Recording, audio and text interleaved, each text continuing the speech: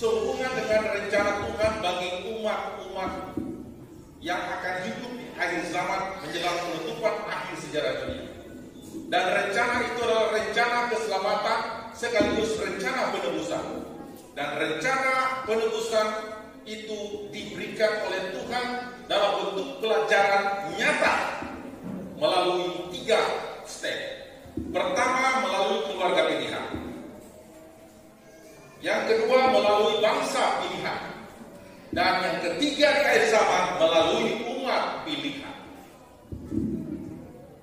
Jadi, Tuhan mempunyai plan yang sangat detail tentang rencananya untuk menyelamatkan manusia, dan kalau boleh tidak ada seorang pun yang boleh binasa. Itulah sebabnya dia membuat plan. Dan plannya adalah plan of redemption and plan of salvation melalui keluarga pilihan. Ditempatkannya Adam dan Hawa di Taman Eden untuk menjadi pioneer, untuk melihat tentang ciptaan Tuhan begitu baik, indahnya ciptaan Tuhan, dan mereka berhenti untuk menikmati ciptaan Tuhan pada hari ke-7, dan mereka bersama-sama dengan Tuhan menjadikan hari Sabat sebagai tugu peringatan.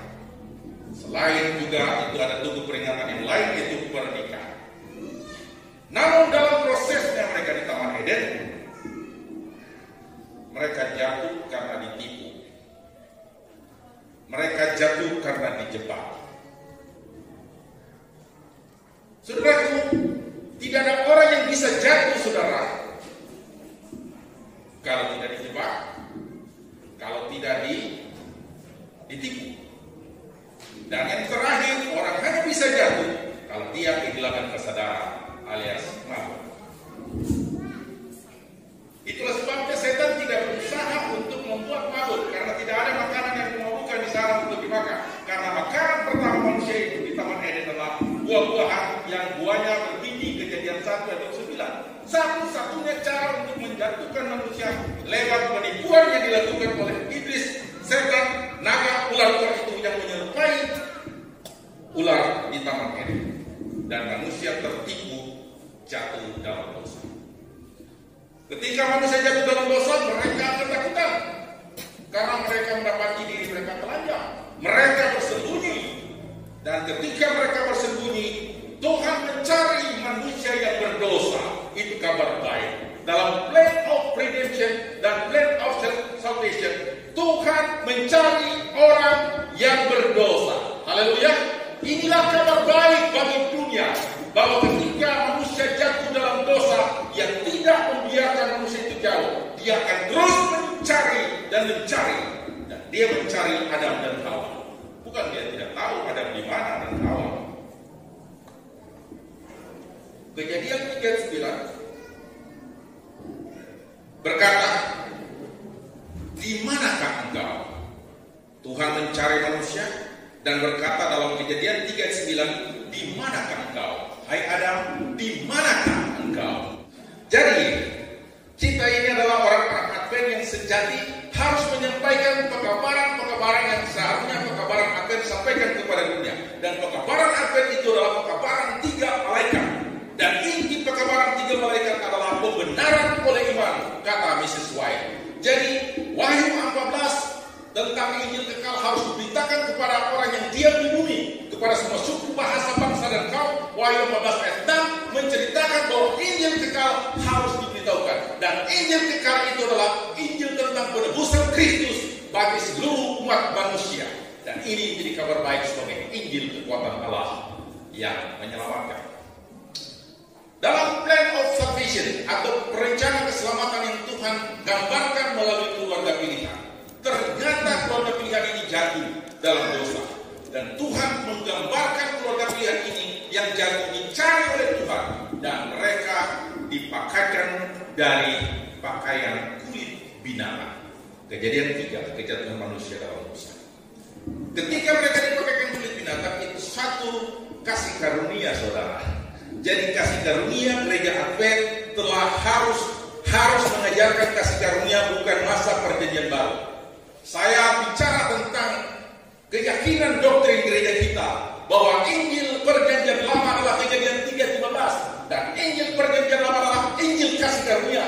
Jangan dipikir kasih karunia nanti pada zaman Yesus yang tersalib baru kasih karunia. Itu adalah penggenapan dari seluruh rangkaian kasih karunia yang dari awal sampai akhir, dari Eden sampai kepada Eden.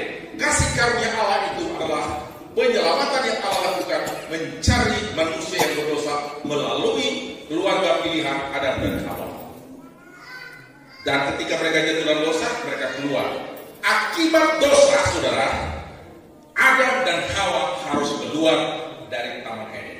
Akibat pemberontakan, Lucifer yang tadinya pemimpin malaikat sorga harus dibuang dari sorga dan dibuang ke bumi.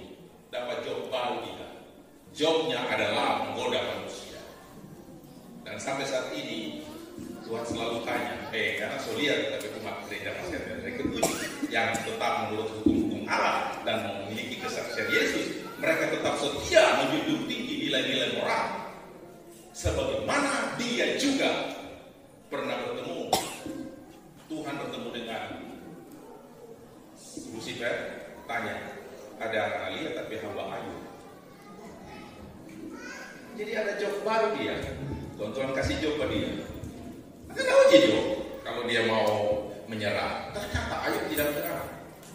Jadi akibat pemberontakan, akibat pelanggaran hukum, akibat ketidaktaatan, akibatnya keluar dari surga.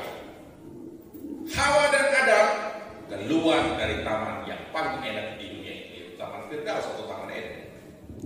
Tetapi saudaraku, ada kabar baik. Harusnya mereka mati, tapi digantikan oleh korban pengganti. Pakaian dari kulit binatang menggantikan mereka yang harusnya mati, tapi tidak mati. Sebab pada saat engkau memakannya, engkau pasti mati. Tetapi dia tidak mati, karena yang telah menggantikan adalah korban pengganti, yang disebut dengan korban yang disebut binatang. Itulah ilustrasi penebusan yang Tuhan lakukan. Jadi jangan berpikir kasih karunia itu nanti perjanjian baru. Kasih karunia sudah dimulai sejak awal, sebab Allah itu tidak pernah berubah, dulu, sekarang, dan selama-lamanya. Allah kita bukan Allah yang berubah-ubah, Allah yang tetap konsisten mengasihi umatnya sampai titik darah penghabisan, sampai Yesus tersalib di bukit Golgota. Melalui keluarga pilihan, saudara, Adam dan Hawa punya anak.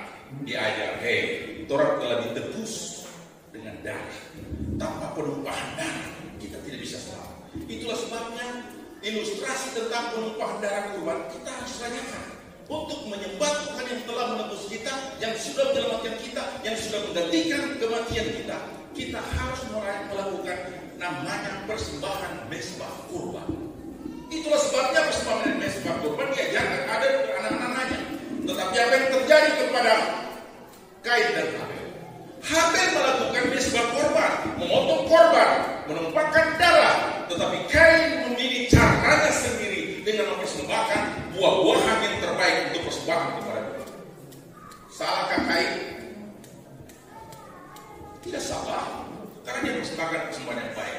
Tetapi yang berkenan sesuai dengan perintah Tuhan dan ajaran Tuhan, dia menghargai penebusan itu, maka dia mempersembahkan mezbah dan korban. Melalui keluarga pilihan ini, Tuhan memberikan satu gambaran ilustrasi tentang penebusan. Dan ilustrasi dari domba itu, ilustrasinya adalah Yesus Kristus, satu-satunya juru selamat dunia, yang tidak ada duanya. Haleluya. Yesus Kristus adalah satu-satunya juru selamat dunia. Dan seorang kalau masuk surga, tidak seorang pun yang boleh ke surga tanpa melalui juru selamat dunia, namanya Yesus Kristus. Dan Yohanes berkata, lihatlah anak domba Allah yang mengangkut dosa isi dunia. Saudaraku, melalui keluarga pilihan ini, ternyata ada juga yang tetap tidak menghargai penebusan, yaitu Kain. Dan ketika dia tidak menghargai penebusan, apa yang terjadi? Dia membenci, dia mendendam, dia sakit hati.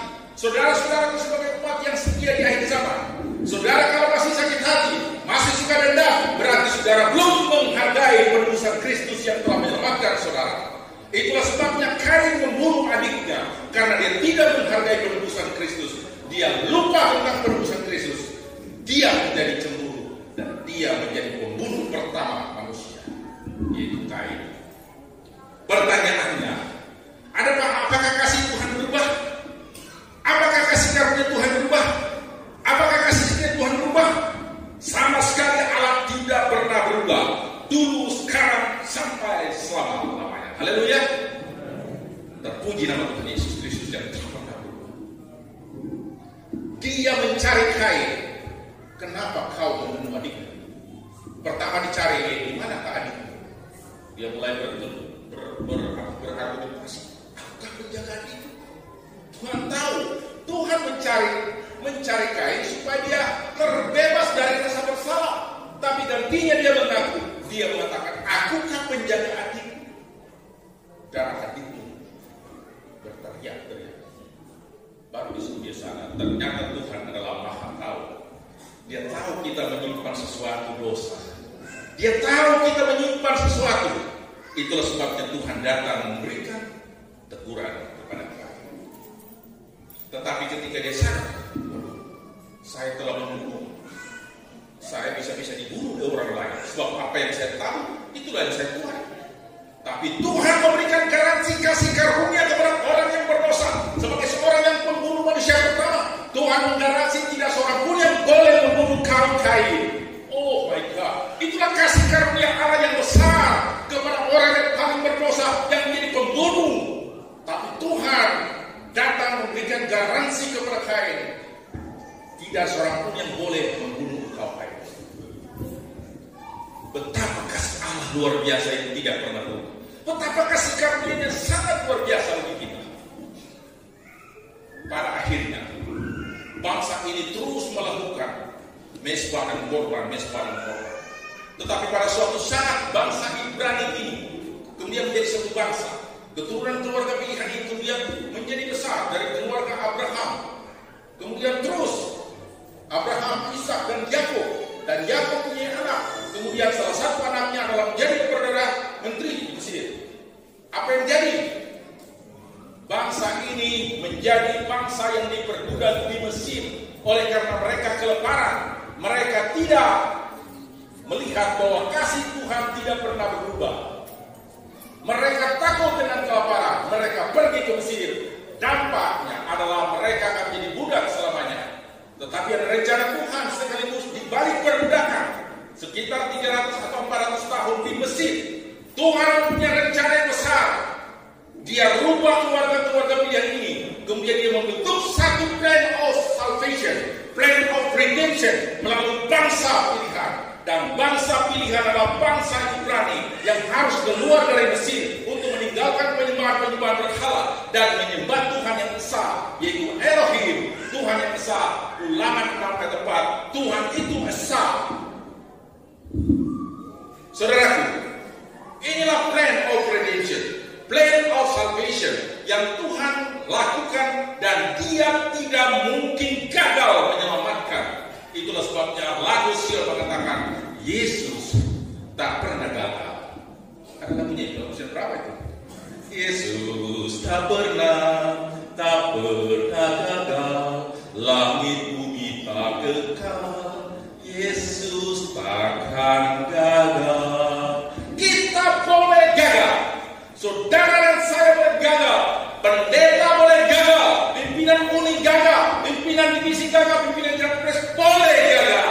Tetapi Tuhan tak mungkin gagal menyelamatkan dunia ini. Haleluya. Inilah kasih karunia yang harus dimenangkan oleh orang-orang Advent kepada dunia bahwa Tuhanku telah menyelamatkanmu. Yohanes 17 ayat 3. Inilah hidup kekal. Itu. Hidup kekal itu apa? Yohanes 17 ayat 3. Boleh kita baca ayat ini. Yesus mau mempunyai rencana penebusan yang sangat luar biasa dan ingin memberikan garansi kehidupan. Itulah sebabnya Dia memberikan kalimat yang orang Kristen harus hafalkan dan orang Kristen harus ucapkan senantiasa. Yohanes 17 ayat 3.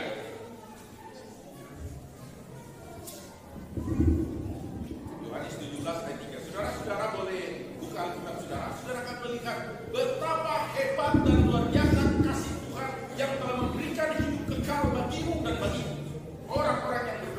Inilah hidup yang kekal itu,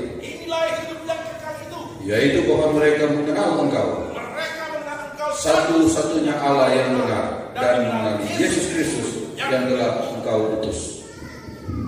Saudaraku, Yesus Kristus adalah utusan sorga yang adalah Allah sendiri membisikkan dirinya dalam bentuk rupa manusia. Dan kromosom dari Yesus hanya ada 23 plus 1 kromosom Y. Manusia mempunyai 46 kromosom, 23. Itulah manusia biasa. Tapi Yesus mempunyai kromosom 23 kromosom manusia, tapi kromosom Y laki-laki hanya 1. Harusnya manusia itu punya kromosom 23 dari perempuan, kromosom untuk wanita dari sisi wanita dan 23, dari pria 23, 46. Tapi Yesus Kristus mempunyai kromosom, darahnya adalah darah Y-nya hanya 1 kromosom laki-laki. Dan itu artinya kalau hanya 1 kromosom itu tidak ada kehidupan. Tapi buktinya Yesus darahnya telah menjadi darah yang hidup, yang memberikan tebusan bagi saudara dan saya. Haleluya kepada Yesus Kristus Tuhan kita. Inilah hidup kekal. Jadi hidup kekal diberikannya akan memuaskan jiwa. Itu sebabnya Al-Quran berkata, hidup kekal diberikannya memuaskan.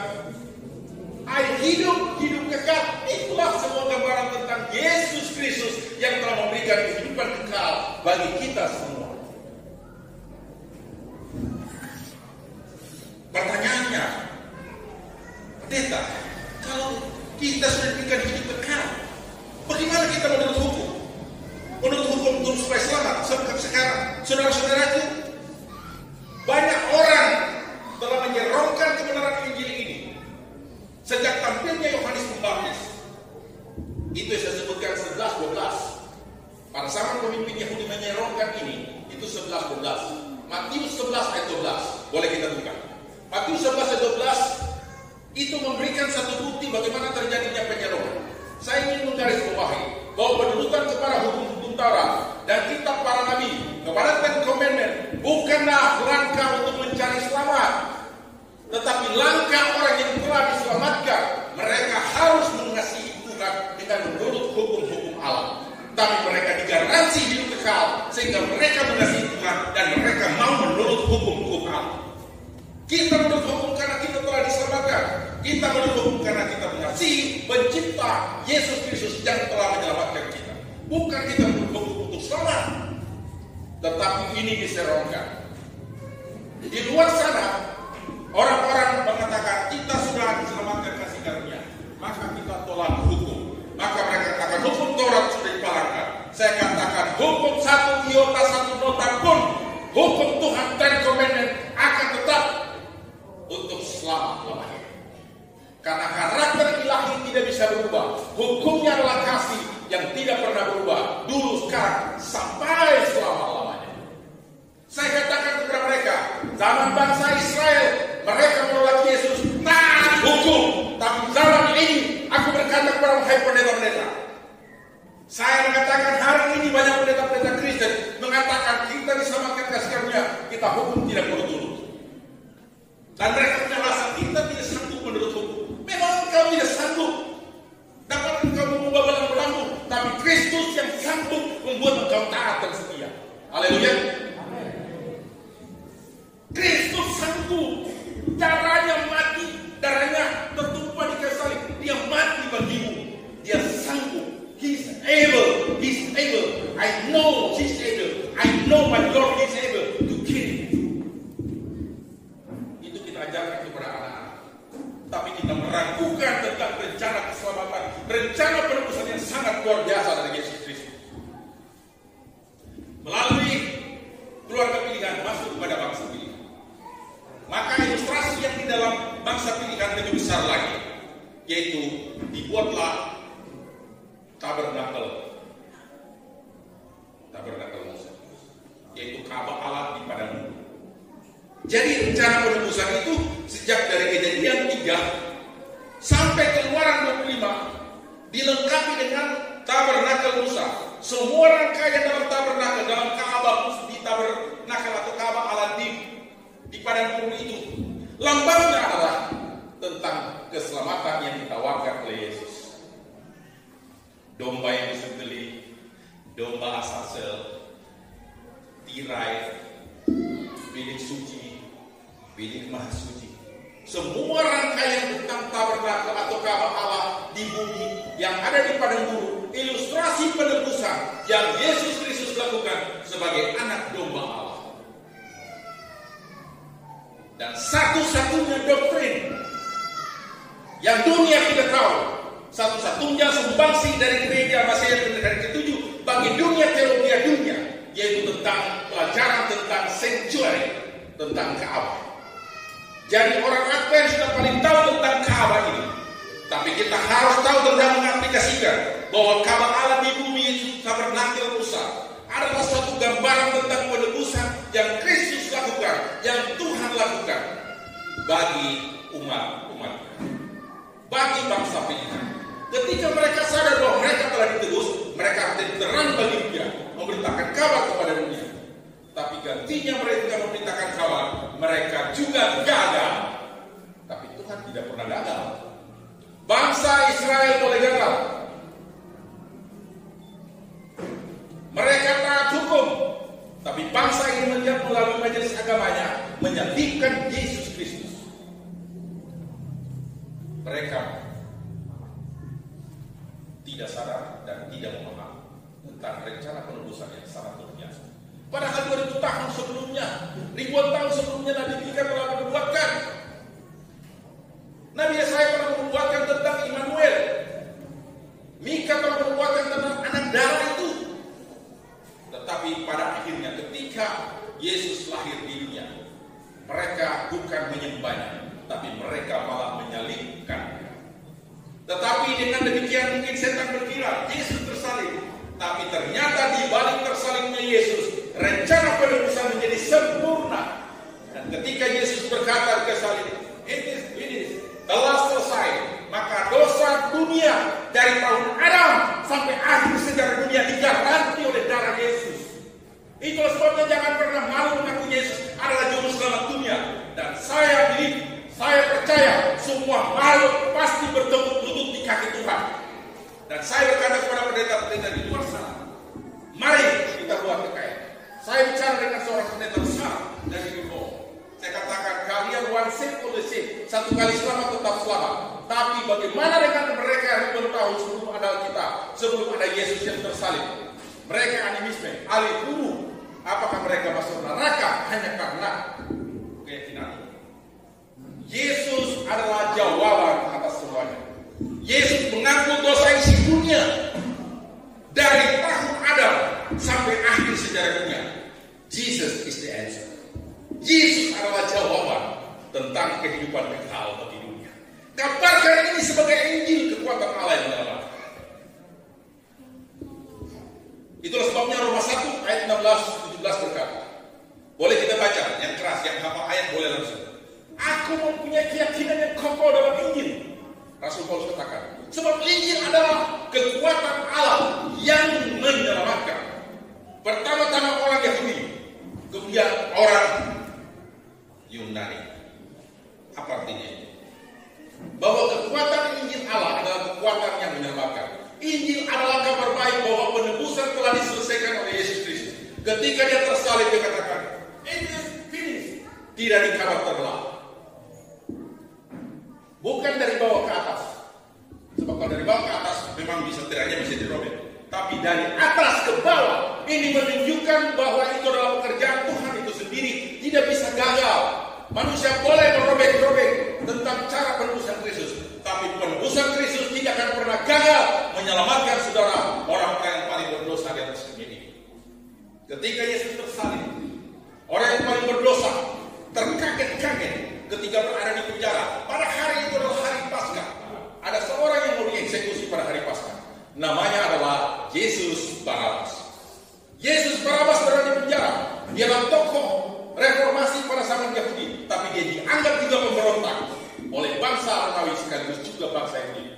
Tetapi dia disebut orang paling jahat, dimasukkan dalam penjara, dan putusan pengadilan agama Yahudi memutuskan Yesus Barabas harus dihukum mati pada hari raya Paskah tanggal 14 bulan Nisan. Dia harus disalib.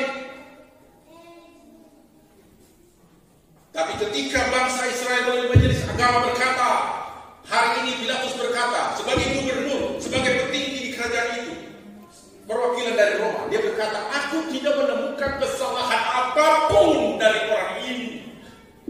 Bahkan Tuhan memberikan mimpi kepada istri daripada Pontius Pilatus. Betapa Tuhan punya rencana tidak bisa gagal.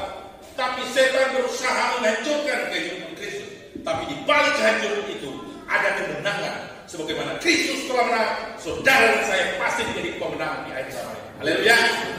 Dan ketika Barnabas berada di penjara, kepala penjara datang. Saya membaca satu buku. Dia punya judul Somebody Died For You. Dia mendramatisir acara cerita itu. Dia berkata, ketika kepala penjara datang ke penjara itu dan masuk ke bilik daripada Yesus Barnabas, apa yang jadi? Yesus Barnabas ketakutan. Hari itu adalah the last day. Hari adalah hari terakhir bagi dia untuk hidup di dunia. Tapi penjahat besar ini ketika dia dipertemukan dengan kepala penjara, Yesus Barnabas, ya saya di sini. Apakah saya akan dieksekusi hari ini? Dia gemetar. Tapi kepala penjara berkata kepadanya, hai Yesus Barnabas, somebody died for you. Seseorang telah mati bagimu. Saudaraku, Yesus mati bagi orang yang paling jahat di dunia. Dia mati. Apalagi saudara, bangsa yang sangat jahat. Apalagi saudara, orang-orang jahat, orang-orang yang setia. Sudah pasti saudara diselamatkan dan dicari Tuhan untuk diselamatkan. Haleluya. Saudaraku, melalui bangsa pilihan ini, Yesus tidak pernah gagal. Ketika bangsa pilihan gagal, Yesus tidak pernah gagal. Ilustrasi melalui bangsa pilihan gagal, tetapi Yesus tidak pernah gagal. Dan pada akhir zaman, ketika Yesus tersalib, dia memberikan satu ilustrasi kehidupan penebusan melalui umat yang sisa. Saudara dan saya, anggota gereja Masyarakat Gereja yang tetap setia kepada Tuhan, yang menuruti hukum Allah dan memiliki kesaksian Yesus Kristus, kesaksian dari Yesus dan tentang Yesus, yaitu keselamatan dari Yesus, bahwa Yesus juru selamat dunia, Yesus penebus, dan Yesus tidak mungkin gagal, saudara. Itulah sebabnya saudara hari ini diangkat oleh Tuhan, bukan lagi sebagai keluarga pilihan, bukan sebagai bangsa pilihan, tetapi sebagai umat pilihan. Saudara menjadi ilustrasi nyata dari kehidupan penebusan Kristus. Itulah sebabnya Rasul Petrus berkata dalam 1 Petrus ayat 9 dalam ayat tema kita hari ini, kamu adalah imamat yang merajani. Boleh dibaca juga supaya kita bisa tahu bahwa kita hari ini ketika Yesus tersalib telah selesai, maka plan of redemption, plan of salvation berganti dari tabernakel Musa menjadi tabernakel of the Lord your body. Dirimu sendiri akan menjadi tabernakel Tuhan. You are tabernacle of the Lord. You are tabernacle of the Lord. Saya ulang lagi, engkau adalah kama Allah di bumi. Engkau adalah kama Allah di bumi. Dan Anda harus menyaksikan bagaimana kuasa Kristus akan keluar dari dalam hidupmu. 1 Petrus 9 berkata, tetapi kamulah bangsa yang terpilih, imamat yang rajani, bangsa yang kudus, umat kepunyaan Allah sendiri, supaya kamu memerintahkan perbuatan-perbuatan yang besar dari Dia yang telah memanggil kamu keluar dari kegelapan kepada terangnya yang ajaib. Kita dipanggil menjadi umat pilihan, imamat yang rajani, untuk memberitakan perbuatan-perbuatan yang besar dari Allah. Kita harus beritakan kepada dunia perbuatan-perbuatan yang besar dari Allah. Dan perbuatan yang besar Allah itu adalah kabar baik tentang penebusan Kristus, tentang keselamatan Kristus yang ditawarkan kepada dunia. Itulah sebabnya Wahyu 14 adalah pengembangan 3 malaikat yang orang akan kumandangkan sejak dulu hingga sekarang. Logonya dulu mengingatkan 3 malaikat. Dan saya masih ingat itu bahwa pengabaran yang tidak diperkeban 3 malaikat adalah pembenaran oleh iman bahwa Kristus telah membenarkan kita dengan darahnya.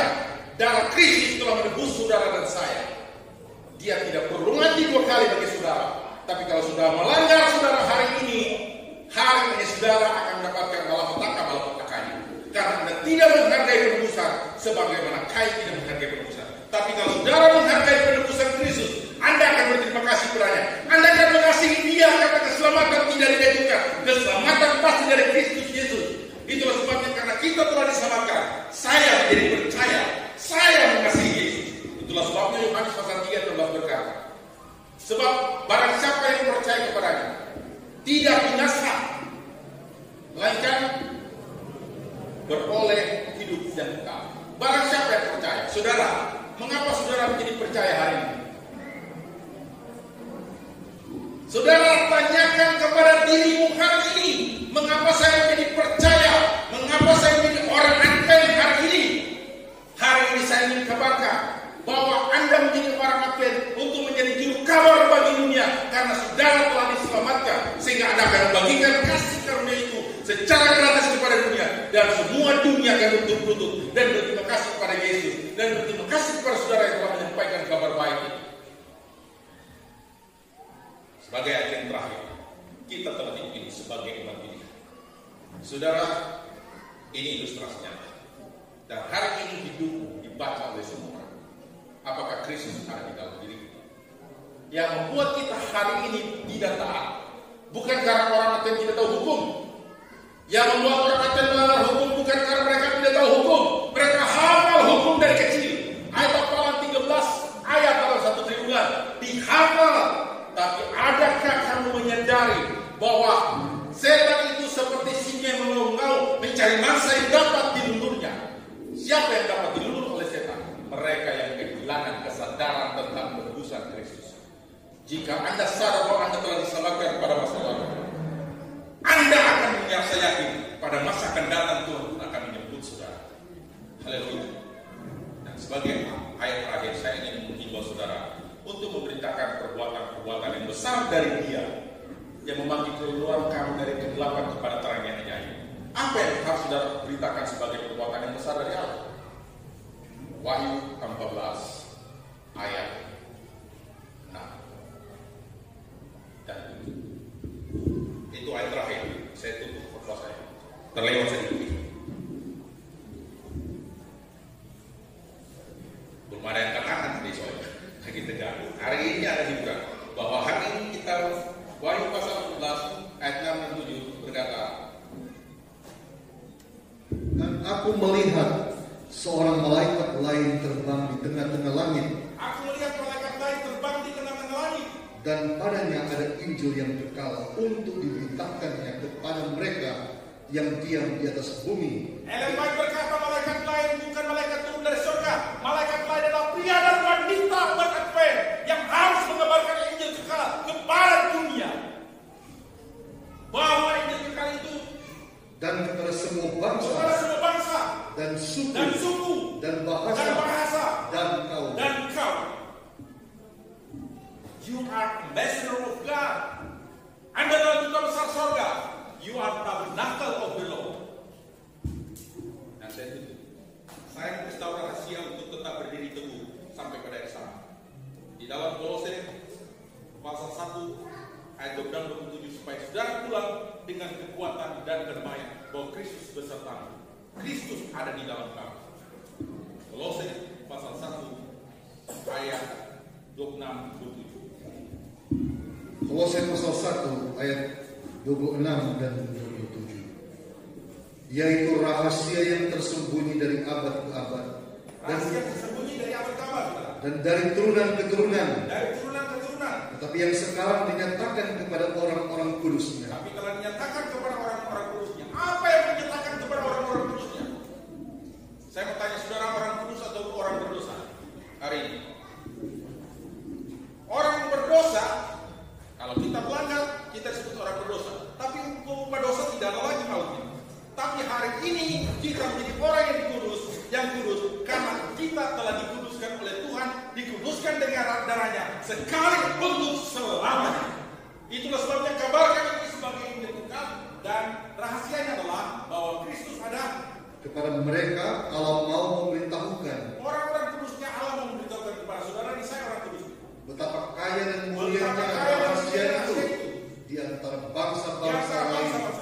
yaitu Kristus ada di tengah-tengah kamu. Dalam bahasa terjemahan, Kristus ada di tengah-tengah kamu. Cari tahu dalam King James Version, itu lebih jelas. Christ in you. Kristus ada di dalam kamu. Itu sebabnya Alkitab berkata roh yang ada dalam kamu lebih besar daripada roh yang ada dalam dunia.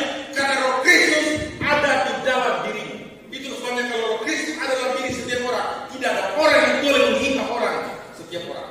Kalau dia sadar ada roh Kristus dalam diri saudara, dia tidak mampu menghina saudara.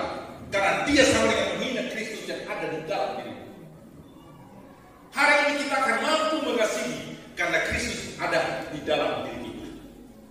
Kita tidak mampu memproduksi kasih, tetapi Kristus yang ada di dalammu, dia yang menyanggupan saudara untuk menghidupkan kasih yang luar biasa. Kasih itu adalah Yesus. God is love. Jesus is love. Tuhan Yesus memberkati saudara. Tuhan kiranya memberkati saudara dan Kristus bersamamu mulai hari ini mengilustrasikan tentang